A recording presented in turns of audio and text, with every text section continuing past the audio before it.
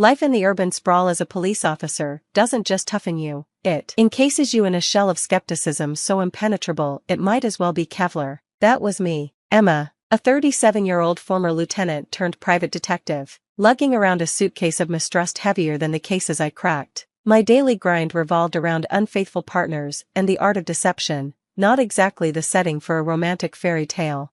Then Bobby walked into my life, a beacon of modern art in a world full of cynicism, refreshing my reality like a vibrant brushstroke on a fading mural. We met at an art exhibition in Philadelphia, a venue teeming with enthusiasts throwing around terms like postmodern and avant-garde with effortless poise. Feeling out of place, I wandered the gallery like a fish trying to pedal a bicycle. Intriguing piece, isn't it? Bobby's voice cut through my discomfort, his gaze fixed on what appeared to be a strategically arranged heap of junk. If by intriguing, you mean I've seen tidier trash heaps, then absolutely, it's fascinating, I quipped. His laugh was deep and warm, turning a few heads. He introduced himself, and from that moment, my life took on a new hue. Fast forward 7 months, and I was utterly smitten, caught up in a whirlwind romance that felt surreal. Bobby, with his dapper style and old-world charm, swept me off my feet with poetry readings, art shows, and the kind of attention that made me feel like the only woman alive. Under a starlit sky in Central Park, he proposed, and without hesitation, I said yes, my heart pounding with sheer joy. But every fairy tale has its shadows. Enter Marilyn, Bobby's mother, the epitome of frostiness. Our first dinner together was tense, with Marilyn scrutinizing me as if I were an unworthy intruder in her carefully curated world. A detective? Isn't that a bit unladylike? She asked, her tone sharp. Depends on the century your expectations are anchored in, I replied without missing a beat, earning a tense smile from Bobby. Marilyn's visits became frequent audits of my life. 3 weeks into our marriage, she appeared unannounced. Emma, darling, she began, her voice dripping with condescension, still clinging to that quaint little job of yours? I had hoped marriage would refine you. Slicing vegetables for dinner, I gripped the knife a little tighter. Marilyn, where I come from, we call this earning a living. Maybe you should try it sometime instead of leeching off others. I shot back, keeping my voice steady. Her lips pursed tightly. Bobby was raised with certain expectations. Emma, there's still time for you to find a more suitable career. Like being a full-time meddler? I retorted. Thanks, but I'll stick to tracking down cheaters and liars. Speaking of which, how's your bridge club treating you? Bobby walked in just then, his timing impeccable as always. What's going on? He asked, looking between us. Your wife was clarifying her career choices for me, Marilyn said, her tone overly sweet. Bobby sighed, pinching the bridge of his nose. Mom, Emma's career is important to her. It's part of who she is. Turning to me, he pleaded, Emma, let's not do this now, please. I wanted to argue, to defend myself, but I held back. Fine, I said curtly, returning to the vegetables. After Marilyn's visits, Bobby would retreat into a frustrating silence. It became painfully clear whose side he was on, and it wasn't mine. One evening, after Marilyn criticized everything from my cooking to my housekeeping, I confronted him. Why don't you ever stand up for me? Your mother treats me like I'm invisible, and you just let her. Is this what our marriage is supposed to be? He looked weary. Emma, she's old-fashioned. What do you want me to do? Cut her off? No, I replied, exasperated. I want you to support me, to tell her she can't bulldoze over us. Is that asking too much? I'll talk to her, okay? Just give it time. She'll adjust, he said, raking his fingers through his hair. But she didn't adjust, neither did he. The gap between us grew, fueled by Marilyn's coldness and Bobby's passivity, forming a rift too vast to bridge. Living with Bobby began to feel like starring in a melodrama where the cracks in the perfect facade only widened. His job at a prestigious art gallery sounded impressive, but his earnings were erratic at best. Meanwhile, I was left wondering if this was the love story I had signed up for, or a cautionary tale in disguise. I was doing well, securing a comfortable lifestyle for us in a stylish apartment in a desirable neighborhood. One evening, over dinner, I decided to bring up the future.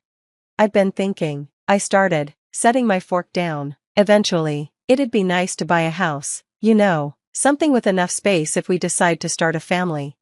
Bobby paused, his fork midair, looking at me like I'd just suggested moving to Mars. Emma, where are you getting these ideas? We don't need a house, and me finding a new job? That's not even on the radar. I took a deep breath, trying to keep my tone even. It's not about needing it, Bobby. It's about planning, stability, thinking ahead. He chuckled, the sound once warm but now grating on my nerves. You and your fixation on money, always crunching the numbers. Money isn't everything, Emma.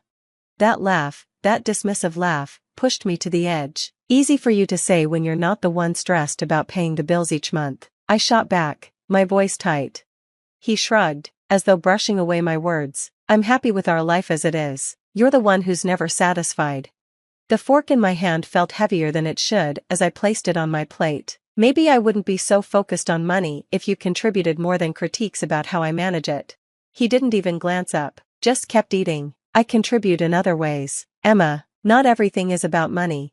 That night, I lay in bed staring at the ceiling, thoughts racing. It wasn't just about the house, or kids, or finances. It was about respect, partnership, and support, none of which Bobby seemed to value. As long as his life was comfortable, my concerns were dismissed as some misguided obsession with money.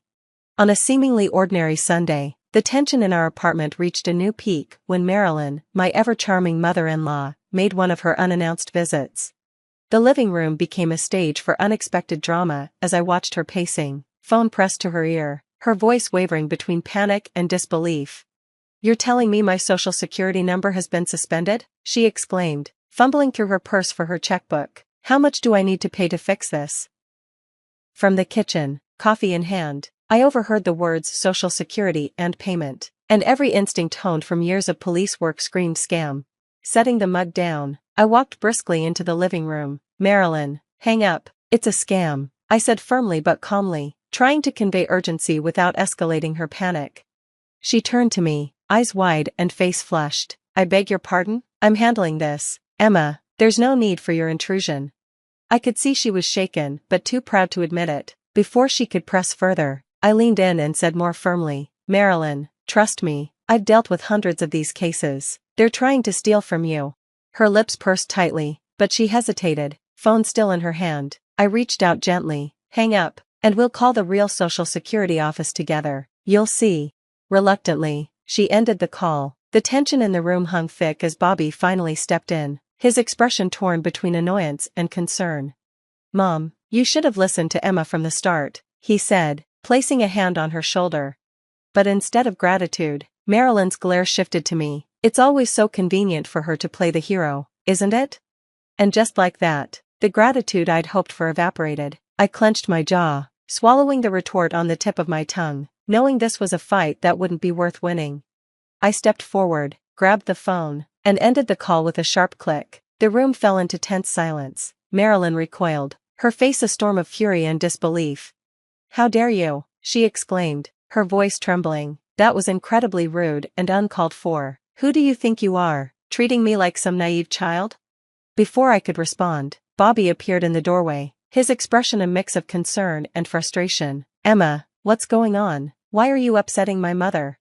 I turned to him, frustration bubbling over. That call was from scammers, Bobby. They were trying to con Marilyn out of her money, claiming her social security number was suspended. It's a common scam, I've seen it countless times.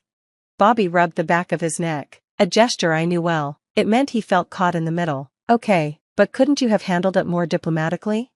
Marilyn, her hands trembling as she gathered her belongings, shot me a glare sharp enough to cut glass. I don't need saving, especially not from someone who treats me so disrespectfully. I'll speak with the bank and see what they say about this so-called scam.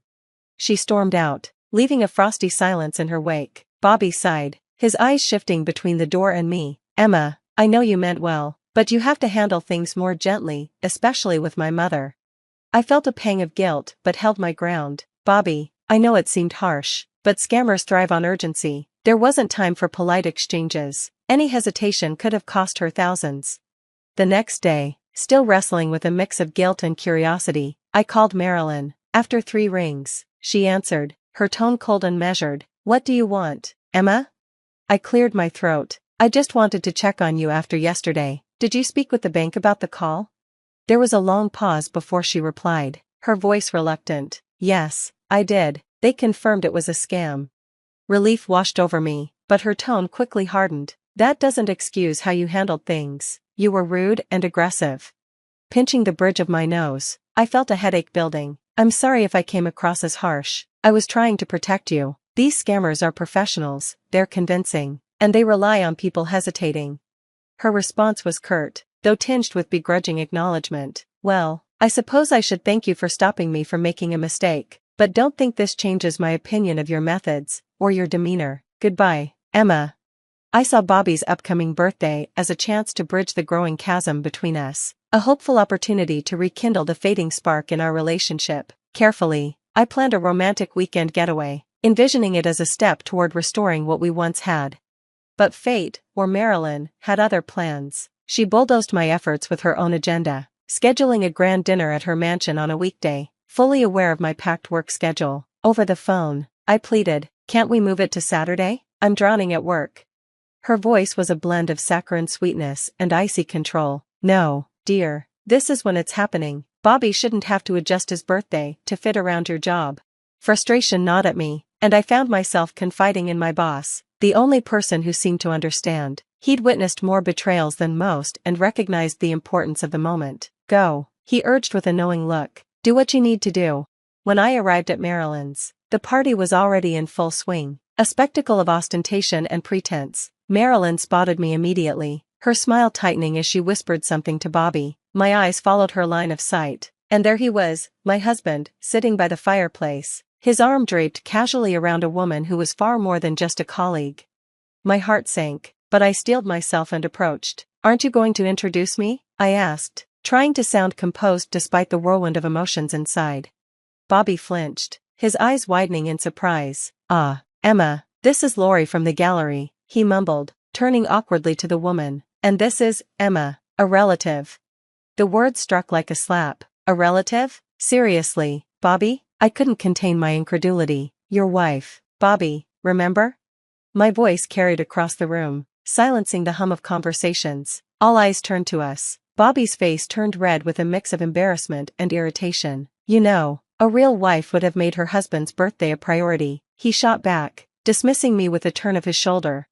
Before I could respond, Marilyn appeared, her voice oozing disdain. "You see, Emma, you just don't fit in here. Bobby needs someone supportive, like Lori, not, whatever this is." Her words, sharp and deliberate, cut deep. She gestured toward the door with a venomous smile. "I think it's best if you leave. You're not wanted here." I took a deep breath, summoning every ounce of dignity I had left. "You know what, Marilyn? Maybe you're right. Maybe I don't belong in a family that thrives on lies and deception." Without another word, I turned and walked out into the cold night, the chill wrapping around me like the icy aftermath of betrayal. After the disaster at Bobby's birthday and the stark revelations that followed, I knew I needed irrefutable proof to end the marriage on my terms. The thought of investigating Bobby myself felt unbearable. I could handle uncovering secrets about strangers, but not about the man I had once envisioned growing old with. So, I called Alan, a trusted colleague with a knack for uncovering discreet affairs. "Hey, Alan, I need a favor," I said, steadying my voice over the phone. "Anything for you. What's up?" he responded, his loyalty a small comfort in the storm of betrayal. "It's Bobby," I admitted, the words tasting bitter. "I'm sure he's seeing someone. I need evidence." I admitted the truth, my words carrying a mix of relief and dread. "Say no more," Alan said confidently. "I'll handle it discreetly. You'll have everything you need soon." His assurance eased some of my anxiety. True to his word, Alan delivered everything: photos, audio clips, and undeniable proof. Lori wasn't just a colleague, she was in the country illegally, seeking a quick marriage to fix her immigration status while involved in fraud.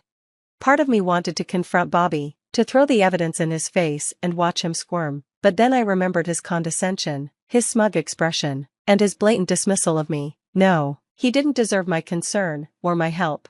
Filing for divorce was like tearing off a band-aid from a wound that had been festering for far too long. I demanded financial compensation, the bare minimum after his betrayal. The fallout was explosive. Marilyn, ever the dragon lady, stood firmly by Bobby's side, painting me as the villain, but I stood my ground, fueled by both the evidence and the injustice of their accusations.